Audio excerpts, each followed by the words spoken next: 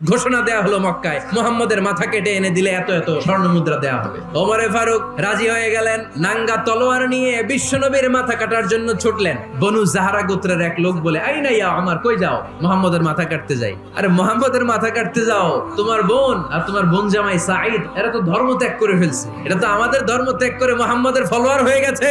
আগে ওমর ঘর সামলাও, পরে মুহাম্মদের মাথা কাটতে যেও। ওমরে ফারুক অবাক হয়ে গেলেন, তলোয়ার নিয়ে বিশ্বনবীর দিকে না যেয়ে নিজের বাড়ির দিকে চলে গেলেন। বিশ্বনবীর আপন বোন ফাতেমা বিনতে খাত্তাব, বোন জামাই সাঈদ আর খাব্বাব রাদিয়াল্লাহু তাআলা আনহু তিনজন মিলে সূরা তাহা তেলাওয়াত করছিলেন। পড়েন সুবহানাল্লাহ।